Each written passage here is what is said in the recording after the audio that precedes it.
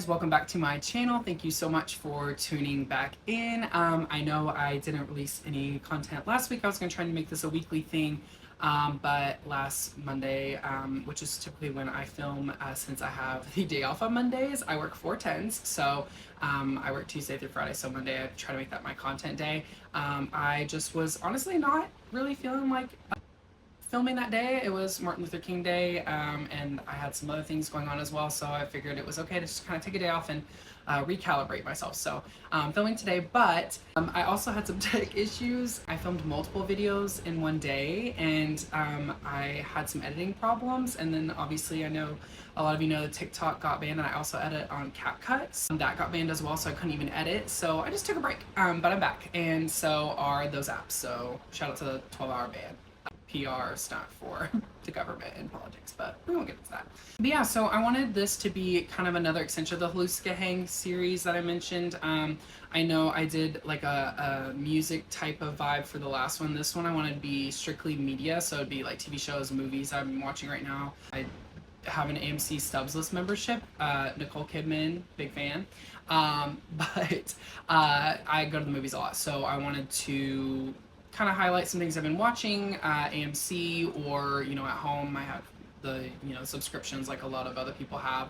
So I wanted to kind of talk about what I'm watching right now, TV show and movie wise, and see if anyone's interested in those, and also any recommendations. Again, feel free to comment in on this video. So go ahead and get into it. So as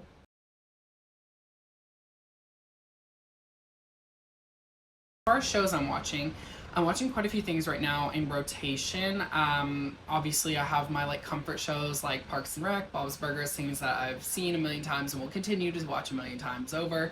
But then I have some new things I'm watching right now. So some things that are new but not new, as in new to me. 30 Rock, never seen it. Pretty sheltered childhoods, wasn't allowed to watch a lot of that type of stuff, and so as an adult now, I'm 28, so I'm watching that. I'm almost done, actually. I'm in the last season. It's hilarious. It definitely at first it was like, this is gonna be rough for me. It was like kind of that problematic darker humor, but it's transitioned into being like more like subtle and a little less in your face. But I feel like Tina Fey wrote that in that light on purpose. It wasn't aged at the time, it wasn't great, and then now it's like it didn't age well, but really it never started well, and I think that was her intention, is kind of people that are cringy and not the best people that are in the show. So it's really funny though. It kind of caught me off guard because my humor, I don't usually do as well with like humor that's like darker and like kind of those more like, oh, this is a problematic person type of humor, but I've kind of gotten to where it's like enjoyable for me now. But yeah, very different for me. So, but I've been enjoying it. I love Jenna, is one of my favorites because she's so chaotic and she always wants attention. So, but Tina Fey, if you like anything Tina Fey, you'll like this. I definitely recommend. It's an easy show to kind of go through, I feel like, since I'm on the last season now. But that's something that is new to me that I'm watching. Also something I'm rewatching that I kind of forgot about is The Mick. If anyone's seen The Mick, it has Caitlin Olsen in it. She's from It's Always Sunny in Philadelphia, and she's been in a lot of other things as well, but that's just kind of like her biggest known, I think, projects for her. But The Mick, it's really interesting. It's only 2 seasons. I don't think it got renewed past that, but I remember it being really funny, and so I'm rewatching that, and I'm on the 2nd season again.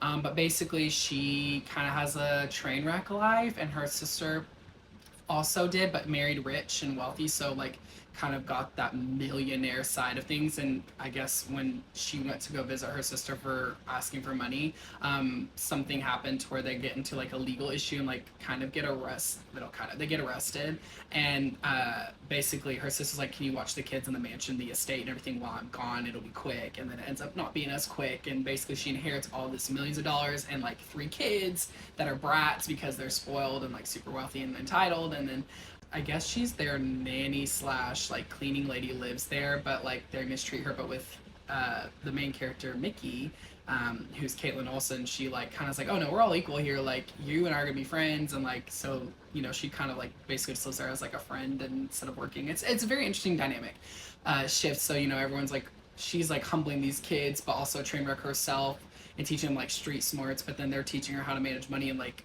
climb the social ladder. It's very interesting, but it's funny, kind of similar to 30 Rock vibes. That humor is like a little bit darker, but they're super progressive at the same time, so it's very interesting. But it's only 2 seasons, and if you want something that is kind of easy to kind of binge through, that's one. They're like 20-minute episodes, 30-minute episodes. There's only 2 seasons, so if you want something that's like a low commitment, that would be a good one. I will say, heads up, it sometimes has gore in it, but it's like comedic gore, if that makes sense. I'm not a gore person, so I'm giving a heads up for my fellow people who are not like that. It's not like so much that it's like terrible, because obviously I wouldn't be watching because I can't handle that as well. But it does have moments where they're like, like a fight and someone's bleeding or swollen, or like a tooth gets pulled or something. Random stuff. They make it comedic, so it's like confusing because you're like laughing, but you're also like, this is so weird. There's also a lot of fire and arson. So yeah, almost every episode I would say. But yeah, so The Mick, that's a good one as well. Again, new to me, kind of a rewatch, but not a new show at all. Didn't even get renewed at past season 2, which is a shame because I thought it was good enough to do. But anyways, so as far as shows that are new though, I have been watching the new season of The Traitors. I only saw season 2. I didn't see season 1 of the US Traitors, so I will say that as a preface. I loved season 2. Thought the Traitors were excellent, and the people in the house as the Faithfuls were great. Season 3 has been very interesting. Again, I'm only 4 episodes in because it's still coming out. But that is something, when it comes out, I'm watching. I will be sat and I will be watching that episode. So I would recommend watching that. If you don't know what Traitors is, it is a bunch of reality TV and competition show contestants like that are pretty well known coming into a house together in Scotland, like living in a castle and doing challenges to build up their prize pot. And then a few of them are designated as traitors, and they kind of like murder people off. And when I say that, I mean they just like eliminate people and like choose them to get like removed from the show. And they're like hidden. They have to blend in and like kind of conspire to like win. And if they win, they split the money between them, which is a lot less than the Faithfuls, who's a bigger group. So you basically get more money if you're a traitor, because if you make it to the end, you split it with less people.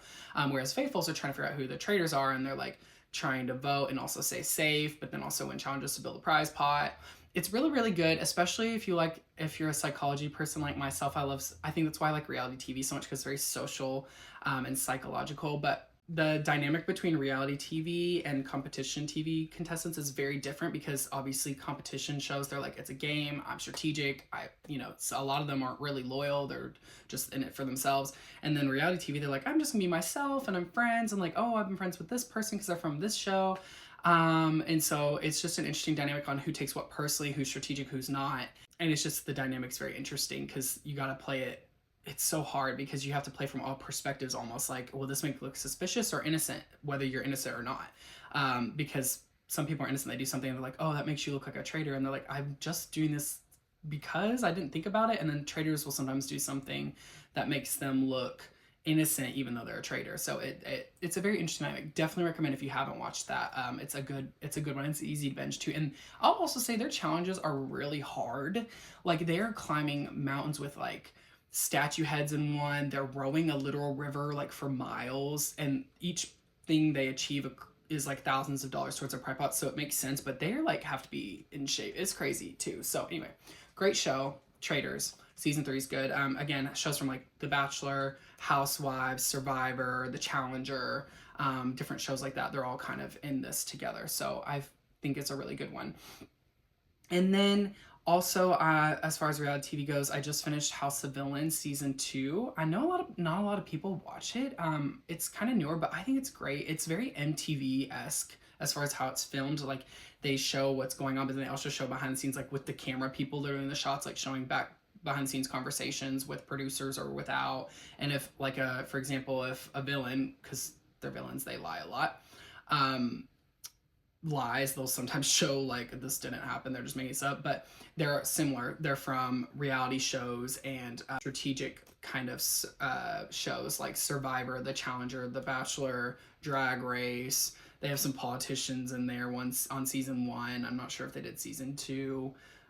Just well-known people. But it's a lot smaller. They keep it to like 10 villains in the house at a time. They live in a house, a mansion. So they have to coexist again, doing team challenges or individual challenges to get, the higher up to like vote someone off or to be safe or what have you. But the challenges are also really funny too, because with villains, you don't know if they're gonna be loyal or not. You know, they do all sorts of stuff, and like people are just blatantly lying, and it's very strategic. But also some people are just like there causing chaos just for the fun of it. It's very very interesting. But they win a prize paw obviously as well. But really good season 2 of House of Villains. If you haven't seen season 1 though, I definitely recommend because I feel like it's not long. They're like 10, 13 episodes a season. And it's really funny. And season 1 was chaotic. And so I definitely recommend watching season 1 and then season 2. They're easy to watch. And I believe that is on Peacock. So if you want to watch that on there. And then out of reality TV, some new things I'm watching. As far as something that's like a psych thriller, I started Severance. It's on Apple TV. It's really, really good. If you like a psych, like mind thriller kind of thing, because it's basically just a short summary, not spoil anything, but basically this company has a procedure that employees are required to get done if they want to work there, and it's called the severance procedure, and they basically do something in their brain to make them have literal work-life balance where they have no memories of work or no memories of the personal life when they're at the other. So if they're at work, they don't even know who their personal life, what it is, nothing about it. They're like a work self. And then when they literally walk out of the office, they forget everything about work and who they are at work and just live their personal life. So they're like separate. And so it's interesting because like they showed in the first episode, without giving too many spoilers, like when they walk out of the building, it literally shows them looking like they walk right back in, like they just appear in, but in reality, they left for a whole weekend and came back. Like it just, that's how their memory works. So they don't know anything about their personal life, if they have a family, friends, or anything. And so it shows you kind of both. And only a few episodes in as well, but it's really interesting because obviously it's like scandal of how do you know you want to quit if you can't remember where you are, and how do you know if you have a wife and kids? What if you have a girlfriend or boyfriend at work and you don't even know it? Like all that type of stuff. And like what if you're sick and you come in sick, how do you know how to, it's interesting. So very very good. I also like Adam Scott from Parks and Rec and a lot of movies I've seen him in, and he's the main guy, so he's in there as well. If you've seen Parks and Rec, he's Ben. So it's really good if you like a mind kind of thriller there. But let's get into some movies I've seen at AMC lately.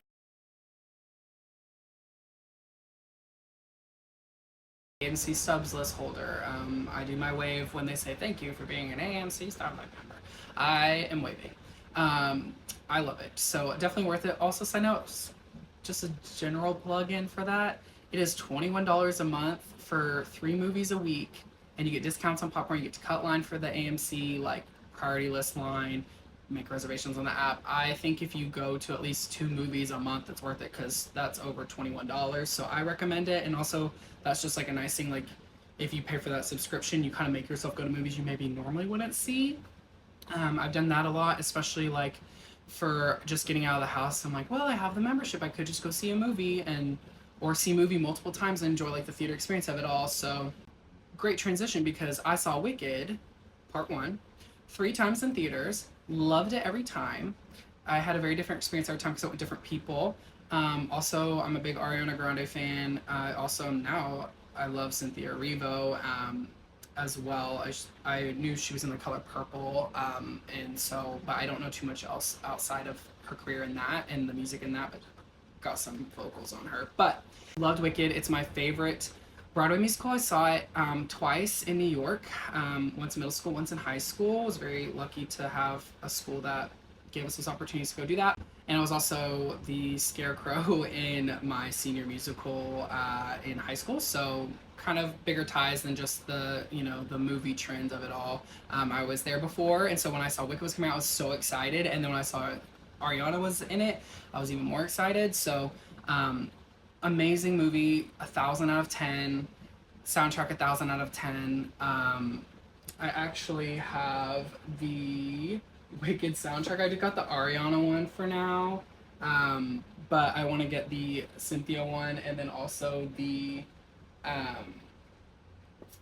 general one as well. And then I've got little Wicked Funkos. Like, we are a stan in this house. I'm counting down till part 2, but really, really good. I won't harp on that too much. I'm probably gonna make a whole separate video on Wicked because the lore and the hidden Easter eggs in it and everything. I just love talking about it. And also it has a lot of societal references to today. So I'll probably make a whole separate video on Wicked, but really good. If you haven't seen it yet, go see it. I think it's streaming now. Just stream it. I think I'm gonna watch it again with the commentary from Cynthia and Ariana because I want to hear like the behind the scenes stuff they went through and kind of their perspective on things. So Wicked, and then I saw Sonic the Hedgehog 3. I know it's a big transition from Wicked, but my first ever GameCube game I got, which was also kind of the first video game I ever got in second grade, was Sonic Adventure Battle 2, which is what this movie was kind of based off of storyline wise, with Shadow the Hedgehog coming into play. So I hadn't seen the first two movies. I kind of thought they looked cheesy and kiddie for me, and then my brother went and saw this one. He said, you have to go see this because it's just like the game we grew up with and you'll like it, and it's a lot better than the other two were. And so I saw it, and you didn't have to really know the first two movies as much, and it was really good. Storyline was just like the video game I played, kind of nostalgic for me, I guess. And then the music, they even played music from the game. And it had a good storyline too, so it was good. It was kind of kiddie, and I do have, unfortunately, a fear of Jim Carrey. So that was tough because I forgot he's Dr. Eggman.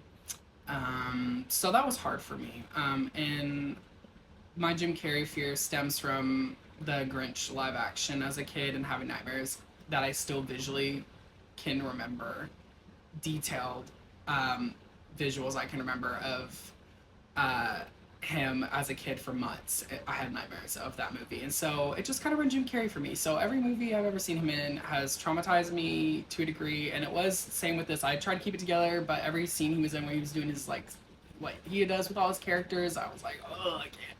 But I did it. I finished it and it was good. Whew, reliving that now. Anyways, and then another one I recently saw was One of Them Days with SZA and Keke Palmer. Issa Rae produced it. And oh my gosh, it was really, really good.